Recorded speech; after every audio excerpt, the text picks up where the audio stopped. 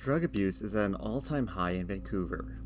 According to the BC Coroner Service, illicit drug toxicity deaths increased by around 24% since the previous year in 2021. With each passing year, more and more people fall victim to overdose, and it appears there is no solution to this crisis. Or is there? Addiction Overcome or Succumb provides an opportunity to explore options and methods of overcoming drug addiction, as well as preventing overdose and other drug-related crises. Players will collaborate and assist each other to reach full recovery within a certain amount of turns, and in doing so, learn more about the characters you play and realize that recovery is a complex process. It's more than a linear one-size-fits-all path that anyone can instantly achieve.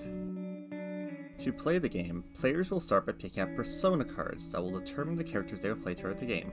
The card will depict their backstory, birthday, initial stats, and which location they will begin when playing the game. There are 3 stats in the game: recovery, money, and happiness. Recovery is the most important stat in the game, as getting 10 recovery on every player is how you win the game. Money and happiness are also important, as events and tasks require a certain amount of these stats in order to get beneficial results. Once the players have picked up their persona cards, the game will start. The gameplay takes place over 10 rounds. At the start of each round, a global event card is drawn. This will affect all players during that round and potentially future rounds. After this, all players take turns rolling a die, either a 4-sided or 6-sided die depending on what their happiness level is, and moving up to many spaces on the board. The board consists of many different locations players can visit to complete tasks. The board also has bus stop tiles, which upon being landed on will allow a player to move to any other bus stop on the board. There are also roll again tiles, which allow the players to roll their movement die an additional time. After any of this, a player will pick up a card from the event/task pile. If players draw an event card, they immediately are affected by it and will do whatever the card says. If the players pick up a task card, they must complete a quest or task within a certain amount of turns. The objective of these quests can vary greatly. Some may require you to land on a specific tile, others reaching a certain stat or stat total, and others may require you to move to other players or request their help. Ultimately, players must work together in order to be successful and win the game as a team. As the developers, we wish to highlight the effects and struggles of drug addiction, as well as the benefits of therapy and community support. From the beginning, we wanted a game in which the challenges emerge from the players' decisions and the obstacles that they encounter, rather than the complexity of the game's mechanics itself. In other words, we wanted a game with easy, fun elements that promotes curiosity and exploration, rather than moments of mastery and skill. We do this in our game by implementing event cards, in which players are given quests, stat changes, and occasionally decisions that affect everyone in the game. In addition to the core elements of fun, we wanted to evoke empathy for the character.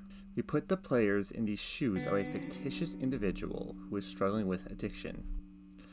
As players uncover more of the character's story, they learn to realize that their character isn't just some teenager who's a junkie, or a homeless person with nothing better to do. They learn these people go through very real struggles that the players might relate to.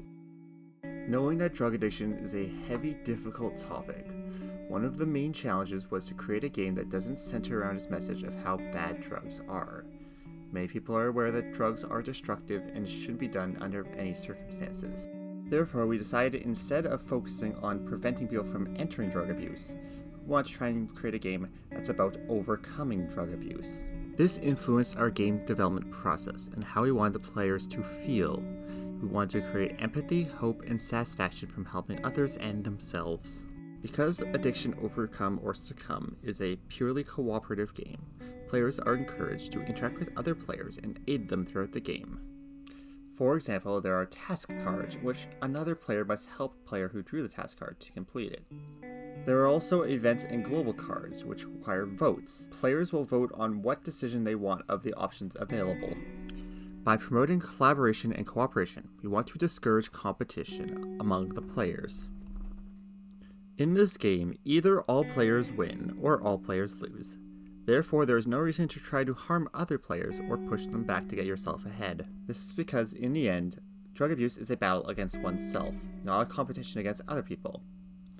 People are there to support you, not to try to defeat you.